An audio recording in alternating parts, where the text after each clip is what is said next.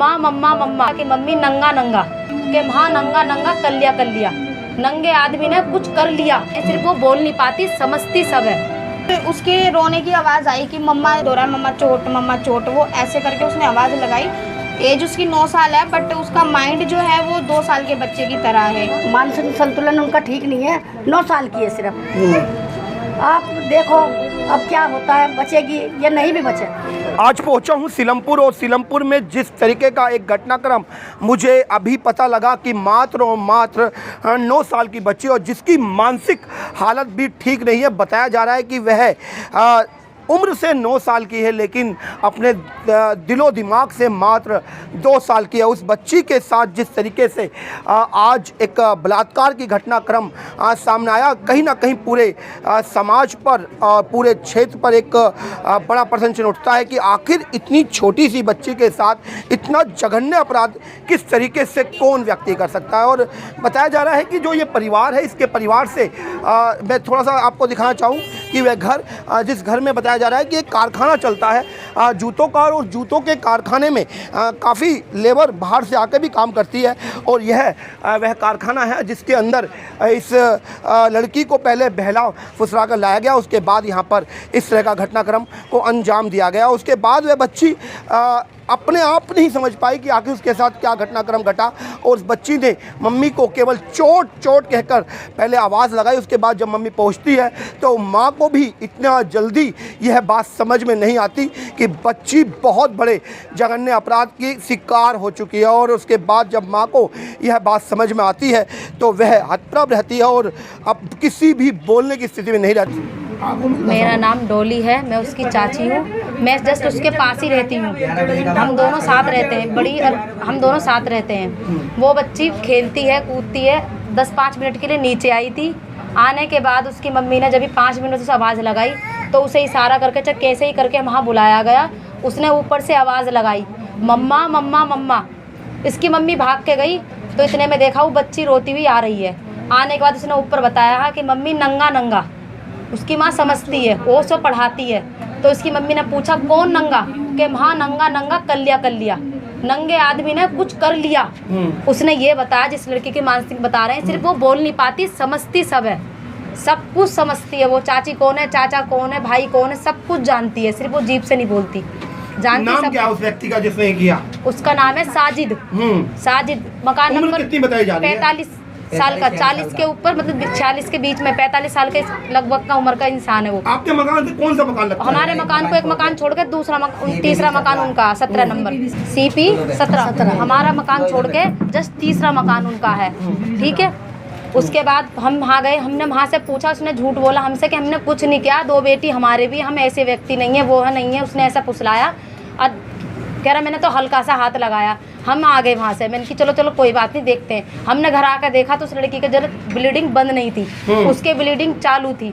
जब हमने उसको एक तरीके से देखते हैं कि लेडीज को समझ सकती है, तो हमने, मैं उसकी माँ और मैं उसकी चाची, हमने उसे देखा कपड़े तार के, तो उसकी मेन जो पार्ट होता है उसकी बहुत वो थी, मतलब वहाँ बहुत स्वेलिंग और बहुत परेशानी थी उस जगह पे, जहाँ वो बच्ची उसे चीज़ को तड़प रही थी देखकर। वो हमसे नहीं देखा गया। हम तुरंत गए, उसकी माँ ने शोर मचाया, मैंने उसकी माँ को चुप करा, शोर मत मचाओ, वो व्यक्ति सुनेगा तो भाग जाएगा। जब वो भागने की कोशिश करा था, जब भी भाग जाता, हमने जाके चुपचाप उसको पकड़ा। उसे पकड़ने के बाद वहाँ 7-8 जाने मौजूद थे।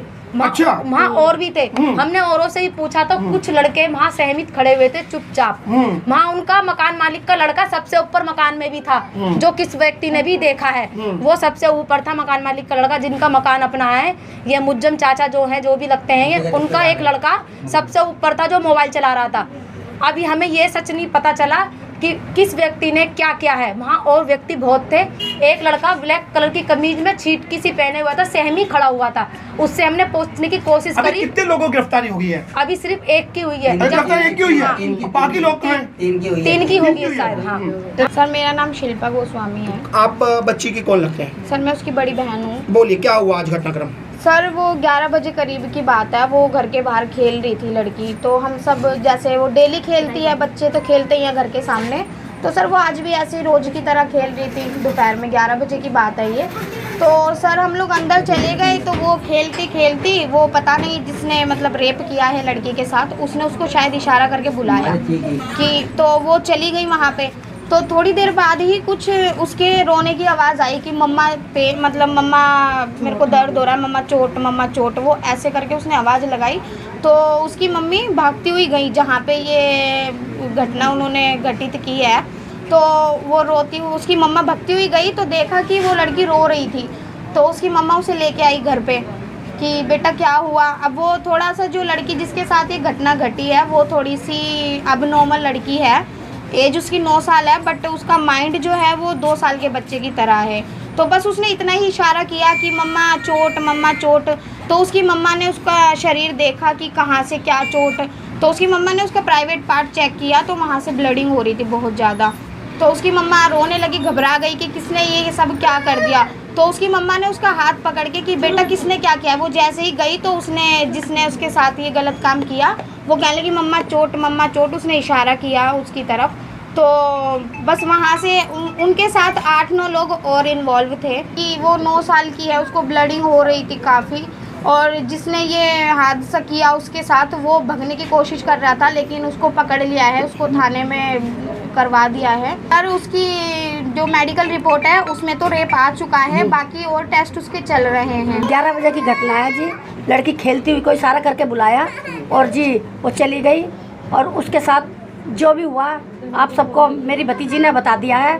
और जी अभी उनका रेप का वो आ गई है रिपोर्ट। मानसिक संतुलन उनका ठीक नहीं है, 9 साल की है सिर्फ। आप देखो अब क्या होता है, बचेगी या नहीं भी बचे कोई पता नहीं। आप बच्ची के कौन लगते हैं? मैं उसकी बुआ हूँ जी। बताई जा रही है कि चाची उस अपराधी को भागकर मार्केट से पकड़ कर लाती है। उसके बाद दिल्ली पुलिस यहाँ पहुँचती है और उसके बाद उसको हिरासत में ले लिया जाता है। आला अधिकारियों का साफ कहना है कि इस पूरे घटनाक्रम में जो भी लोग इस आपराधिक गतिविधि में शामिल होंगे बख्शा नहीं जाएगा। और यहाँ पर बताया भी ये भी जा रहा है कि एक जो क्षेत्र है वो बहुसंख्यक मुस्लिम आबादी है। और इस सौहार्द को बनाए रखने के लिए मैंने कहीं मुस्लिम भाइयों से भी बात की और जानने की कोशिश की कि आखिर वह इस पर क्या बोलते हैं। मोहम्मद जमील मुस्लिम यही पास में रहता हूँ और ये मोहल्ले पड़ोस में बैठते हैं। ये गलत है, इन्होंने इधर उधर की बिहारी रख रखे हैं। और वो बच्ची हमारी बच्ची है, छोटी बच्ची थी, उसका जो है बहुत मानवता के खिलाफ काम हुआ है। ऐसा होने नहीं चाहिए। उनके साथ जो कार्रवाई हो सख्त से कारीगर हो। और उसका इस टाइम मकान मालिक भी है, किराएदार भी है, उनसे बुला के सारी पूछताछ करके जो 2 भागे हुए हैं उनको भी लाया जाए। यहाँ पे हिंदू मुसलमान सब एक साथ रहते हैं, किसी का कोई मसला नहीं, एक दूसरे घर में हम उठते बैठते हैं। मैं भी जिनकी बच्चे हुआ है उनके घर में हर वक्त बैठता हूँ। ये हमारे टिंडे भाई हैं, इनके घर तो कभी किसी की कोई लड़ाई नहीं होती। लेकिन ये काम जो है बहुत शर्मसार और बहुत ही दुर्घटनापूर्ण काम हुआ है। अच्छा काम नहीं हुआ क्योंकि बच्ची छोटी थी। मुझे इतना दुख है, जब भी वो बच्ची मिलती है जब भी उसको चीज़ दिला के जाता था और मैं किसी काम से आ रहा था, उस काम को छोड़ के मैं यहाँ पे आया उस बच्ची को देखना है। पूरा सपोर्ट कर रही है और हम उनके एहसानमंद हैं पूरी दिल्ली पुलिस के जो ये हमारा अच्छा काम कर रही है। इनके साथ सख्त से कार्रवाई हो। मेरा नाम रफ़ीक है, मैं B1 में रहता हूँ। मेरा भैंसों का कारोबार है। मगर ये बच्ची के साथ हुआ है, चाहे इसमें हिंदू हो या मुसलमान हो, कोई भी हो, मैं ये चाहता हूँ जिसने करा है उसको फांसी दी जाए, जिससे कि वो आगे के लिए दूसरे के भी मन में ये आए कि ऐसी घटना करने से पहले हम फांसी पे चढ़ना चाहते हैं। और उसको तो सख्त से सख्त फांसी दी जाए जितनी जल्दी हो सके। इतना टाइम ना लगाएं कि हम आगे भेजेंगे या पीछे भेजेंगे, उसको फांसी दी जाए। रविंदर कुमार नाम है मेरा जी। आज जो ये घटना घटी है बहुत निंदनीय है। और जैसे ही हमें ये सूचना मिली तो हम लोग सिलमपुर थाने में गए थे, जगप्रवेश हॉस्पिटल भी गए। लड़की का मेडिकल चल रहा है अभी। तो ACP साहब से मिले, उन्होंने कहा कि मेडिकल की जो रिपोर्ट आएगी उस हिसाब से हम इस केस को हैंडल करेंगे और धारा लगाएंगे और मुलजिम को कहीं बख्शा नहीं जाएगा। और इस तरीके की गतिविधियां जो हो रही हैं इसमें जो कारीगर बाहर के लोग आते हैं वो लोग उनकी कोई आईडी नहीं होती, कुछ नहीं होता। तो जो कारखानदार हैं वो लोग भी इनको वेरीफाई कराएं। और पुलिस का भी कर्तव्य बनता है कि हर फैक्ट्री के अंदर जाके और इनकी वेरिफिकेशन करें और वेरिफिकेशन का फार्म भरें। और ACP साहब ने कहा है कि जिसकी भी ये कारखाना और ये बिल्डिंग है उसके लिए भी हम 188 का मुकदमा दर्ज करेंगे। मेरा नाम मोहम्मद याकूब है, मैं यहीं सिलमपुर में रहता हूँ। और ये जो घटना हुई है बिल्कुल असामान्य है, बिल्कुल बख्शने के लायक नहीं है। क्योंकि बेटी बेटी है, बेटी से किसी धर्म का किसी मज़हब का कोई ताल्लुक नहीं है। ये जो बेटी है उसको पूरा पूरा इंसाफ मिलना चाहिए और सख्त से सख्त कार्रवाई होनी चाहिए। और ये पूरा मोहल्ला भी हमारा यही चाहता है, उसको बिल्कुल भी छोड़ा नहीं जाना चाहिए। और मैं आपसे छोटी सी बात करूं कि अभी मैं बोलने के लिए बात कर रहा था, एक आप मुझे दिखाई दिए, एक बुजुर्ग मुझे दिखाई दिए और कोई बोलने को भी तैयार नहीं है। इस बात को कैसे देख रहे हैं? ऐसा कुछ नहीं है, सही देख रहा हूँ बिल्कुल, क्योंकि ये मोहल्ला हमारा ऐसा नहीं है कि अगर हिंदू की बेटी के साथ कुछ हो गया तो नहीं होना चाहिए। नहीं, बेटी बेटी है, चाहे हिंदू की हो चाहे मुसलमान की हो, और जो बेटी के साथ गलत करे उसको नहीं छोड़ना चाहिए, किसी धर्म का हो किसी मज़हब का हो, उससे कोई ताल्लुक नहीं है इस चीज़ का। और भी लोग हैं, मैं एक बार पूछूं, किस तरह के देख रहे हैं सर घटनाक्रम को? ये बहुत गलत घटना है, ये फांसी की सजा मिलनी चाहिए डायरेक्ट। फांसी हम तो यही चाहते हैं। जो यहाँ घटना हुई है ये गलती है, इसके लिए हम सबको सोचना चाहिए कि ये गंदा काम है तो गंदे को ख़त्म करना चाहिए। समाज तो यही कहता है। बाकी आप आगे सूचना ये देखी है, क्या ऐसा कोई कांड यहाँ नहीं हो पाया हमारे क्षेत्र में या कहीं भी? हाँ, सबकी भाई बच्ची आज हमारी है, कल दूसरे की है, सबकी है। भाई जिसने गलत करा है उसे फांसी होना चाहिए। मैं पवन कुमार, स्थानीय निवासी, गांधीनगर से कार्यालय मंत्री मंडल में। जैसे भी मेरे पास ये मैसेज आया, फ़ोन आया कि जी ऐसे ऐसे यहाँ पर ये अपराध हुआ है, मैं तुरंत जो है सबसे पहले हम लोग थाने पहुँचे और यहाँ के सभी जो निवासी हैं वो सभी इकट्ठे हो गए थे। तो हमने सबसे पहले एसीपी साहब से मिलना हुआ हमारा। उन्होंने हमें आश्वस्त किया कि इसमें जिन्होंने जो इन्होंने अपराध किया है उस पर बिल्कुल सख्त से सख्त कार्रवाई की जाएगी। और एक मुलजिम को इसमें पकड़ लिया गया है, दूसरा अभी फ़रार है, उसको भी अभी ढूंढ रहे हैं। बाकी जो है इसमें अभी थोड़ा सा इंतज़ार हो रहा है, इसमें MLC रिपोर्ट है वो आनी है, वो आते ही जो है आगे की कार्रवाई जो है एसीपी साहब ने बिल्कुल आश्वस्त किया है, वो हम आगे कार्रवाई पूरी तरह से करेंगे। और इसमें मैक्सिमम धारा इसमें लगेगी, जो इसमें अपराध इसमें बनते हैं एक्ट के अकॉर्डिंग, वो इनको जो है कार्रवाई इनको की जाए। अभी हम बिल्कुल नॉर्मल तरीके से इसको हैंडल कर रहे हैं कि कोई भी जो है इसमें आपसी व्यवहार किसी का ख़राब ना हो, कोई भी इसमें किसी तरह से कोई भी जो है ऊंच नीच ना हो, वो हम बिल्कुल इसमें हम ध्यान रख रहे हैं। क्योंकि सारे हमारे भाई बंधु हैं, पुराने रहने वाले हैं, हम लोग भी यहाँ पुराने ही हैं, तो हम इसमें सामाजिक तौर पर भी ये देख रहे हैं कि कोई भी जो है इसमें यहाँ का माहौल ख़राब ना हो। तो आपने सारी बात यहाँ के पहले परिवार से, उसके बाद यहाँ के स्थानीय लोगों से सुनी और सभी एक ही बात कर रहे हैं कि जिसने भी किया वह सरासर गलत है और इसकी सज़ा फांसी से कम नहीं हो सकती। और सभी लोगों ने एक साथ एक सुर में आवाज़ लगाई है कि उसकी सज़ा केवल और केवल फांसी है और फांसी जल्द से जल्द समय रहते उसको मिल जानी चाहिए, जिससे कि एक मिसाल कायम हो कि जो भी किसी भी तरह का इस तरह का अपराध करेगा उसके लिए किसी भी तरह की रहमदिली या किसी भी तरह का कोई बचाव ना तो संविधान में है और ना ही सामाजिक। बात बड़ी यह है कि मैं जब परिवार से मिलने जा रहा था उससे पहले ही महिला आयोग की एक काउंसलर मिलती है और कहती है स्टेटमेंट परिवार नहीं दे रहा। मैंने उनसे पूछा कि आप कौन होते हैं परिवार को ये बात कहने वाले कि आप स्टेटमेंट मत दीजिए? तो उन्होंने कहा नहीं, परिवार ने मुझे बताया। तो मैंने कहा ये बात मैं परिवार से पूछ लेता हूँ। किस तरीके की तुष्टीकरण की राजनीति होकर महिला आयोग के पहरेदार खड़े कर दिए गए कि परिवार को स्टेटमेंट देने से मना किया जा रहा है। हम कौन हैं?